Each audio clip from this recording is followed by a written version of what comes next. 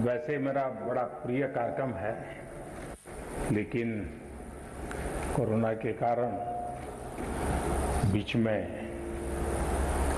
मैं आप में से साथियों को मिल नहीं पाया, तो मेरे लिए आज का कार्यक्रम जरा विशेष खुशी का है, क्योंकि एक लंबे अंतराल के बाद आप सबसे मिलने का मौका मिल रहा है।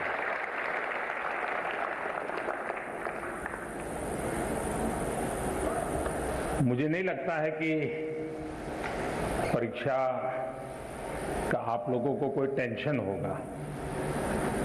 मैं सही हूं ना? मैं सही हूं ना? आप लोगों को टेंशन नहीं होगा ना?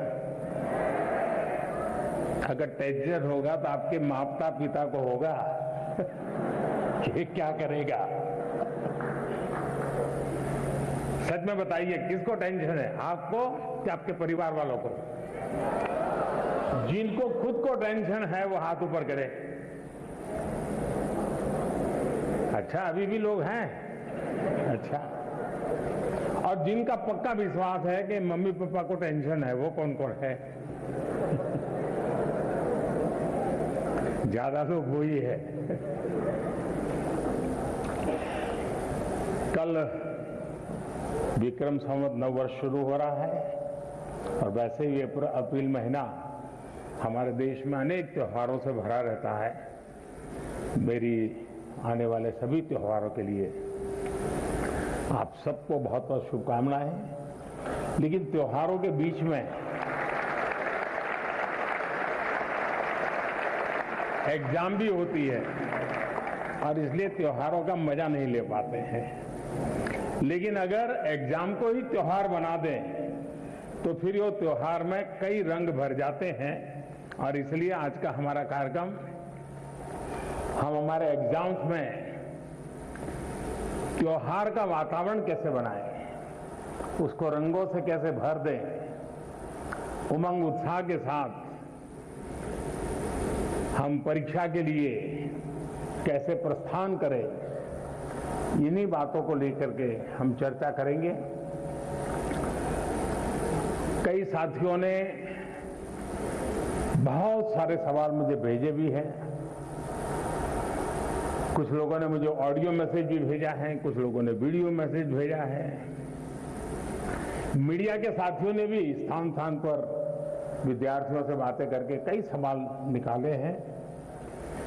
लेकिन समय सीमा में जितना कर सकता हूं उतना जरूर करूंगा। लेकिन मैं इस बार एक नया साहस करने वाला हूं। बस क्योंकि पिछले 5 बार का अनुभव है कि बाद में कुछ लोगों की शिकायत रहती है कि मेरी बात रह गई, मेरी बात नहीं आई वगैरह। तो मैं एक काम करूंगा इस बार कि आज जितना हो सकता है समय की सीमा में हम बातें करेंगे, लेकिन बाद में आपके जो सवाल है उसको मैं अगर समय मिला तो वीडियो के माध्यम से, कभी प्रवास करते समय मेरे पास मौका होगा तो ऑडियो के माध्यम से, या तो फिर रिटन टेक्स्ट के रूप में मैं नमो ऐप पर सारे चर्चा को फिर से एक बार आपके सामने, जो चीजें यहां छूट गई हैं उसको रख के रूप में मैं नमो ऐप पर सारे चर्चा को फिर से एक बार आपके सामने, जो चीजें यहां छूट गई हैं उसको रखूंगा, ताकि आप नमो ऐप पर जाकर के, और उसमें भी इस बार एक नया प्रयोग किया है, माइक्रो साइट बनाई है, तो वहां पर भी जाकर के आप इसका लाभ उठा सकते हैं। तो आइए हम कार्यक्रम प्रारंभ करते हैं। सबसे पहले कौन है? Thank you honourable prime minister sir. माननीय प्रधानमंत्री जी, आपका प्रेरक एवं ज्ञानवर्धक उद्बोधन सदैव हमें सकारात्मक ऊर्जा एवं विश्वास से भर देता है। आपके वृहद अनुभव एवं ज्ञानपूर्ण मार्गदर्शन की हम सब उत्सुकता से प्रतीक्षा कर रहे हैं। माननीय, आपके आशीर्वाद एवं अनुमति से हम इस कार्यक्रम का शुभारंभ करना चाहते हैं। धन्यवाद मान्यवर।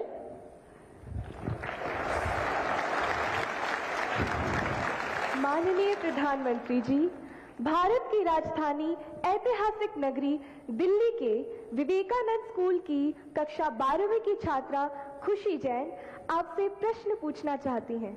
खुशी, कृपया अपना प्रश्न पूछिए। ये अच्छी बात है, खुशी से शुरू हो रहा है।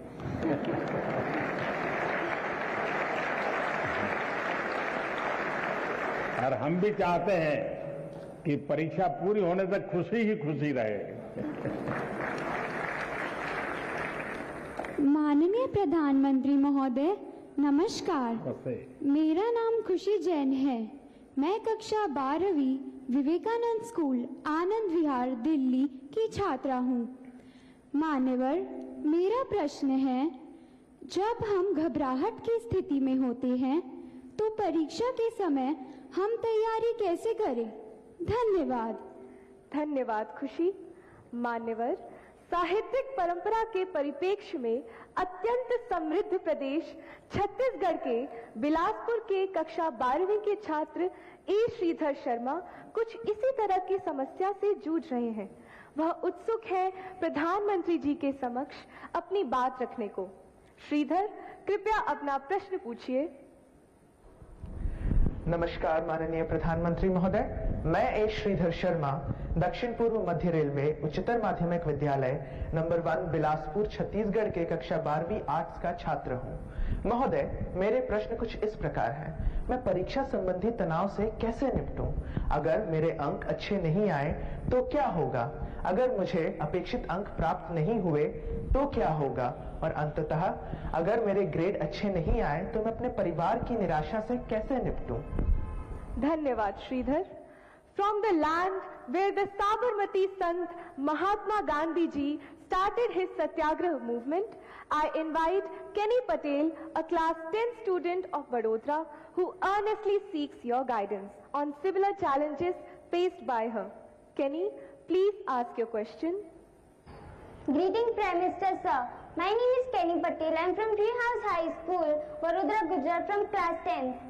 My question is how to overcome the stress of completing the whole syllabus with a proper revision to enhance our marks and result, and how to take proper sleep and rest during the examination time. Thank you, sir. Thank you, Kenny.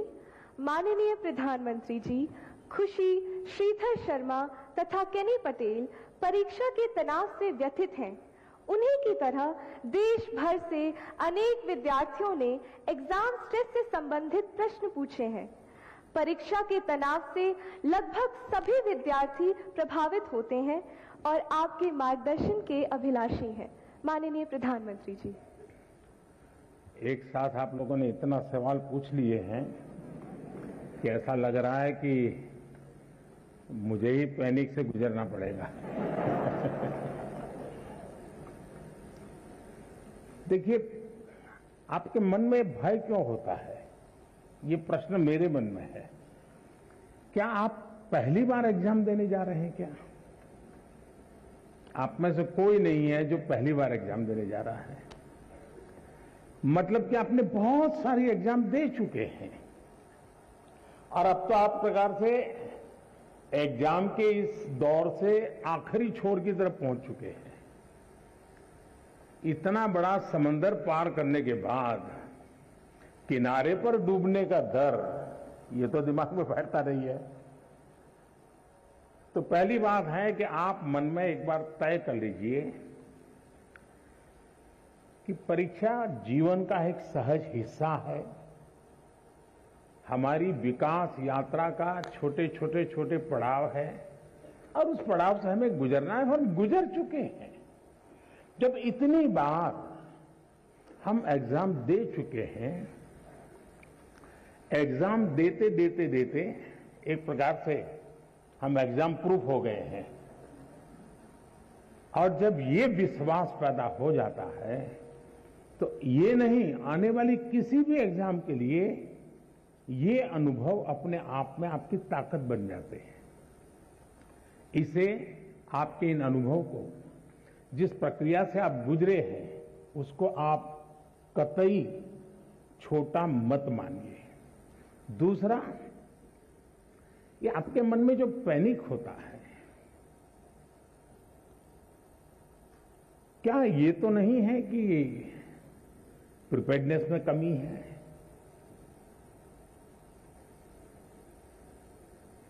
कहने को तो हम कुछ कहते होंगे, लेकिन मन में रहता है। मेरा आपको सुझाव है, अब एग्जाम के बीच में समय तो ज्यादा है नहीं, इस बोझ को जीना है कि जो किया है उसमें विश्वास भर करके आगे बढ़ना है। हो सकता है एक दो चीजें छूट गई होगी, एक आध चीज में थोड़ी जितनी मेहनत चाहिए नहीं हुई होगी, उसमें क्या है, लेकिन जो हुआ है उसमें मेरा आत्मविश्वास भरपूर है, तो वो बाकी चीजों में भी वो ओवरकम कर जाता है। और इसलिए मेरा आपसे आग्रह है कि आप इस प्रेशर में मत रहिए, पैनिक क्रिएट हो ऐसा वातावरण को पनपने ही मत दीजिए। जितनी सहज दिनचर्या आपकी रहती है, उतनी ही सहज दिनचर्या में आप अपने आने वाले परीक्षा के समय को भी बिताइए। एक्स्ट्रा कम अधिक जोड़ना तोड़ना वो आपके पूरे स्वभाव से डिस्टर्बेंस पैदा करेगा। वो ये करता है तो चलो मैं भी ये करूं, मेरा एक दोस्त ऐसा करता है इसलिए उसको अच्छे मार्क्स आते हैं, मैं भी वो करूं। आप वो कुछ मत कीजिए जो आपने सुना है, आप वही कीजिए जो इतने समय से आप करते आए हैं, और उसमें आप विश्वास भरिए। मुझे पक्का भरोसा है आप पर कि आप बहुत सरलता से, उमंग से, उत्साह से, एक फेस्टिवल मूड में एग्जाम दे पाएंगे और सफल होकर रहेंगे।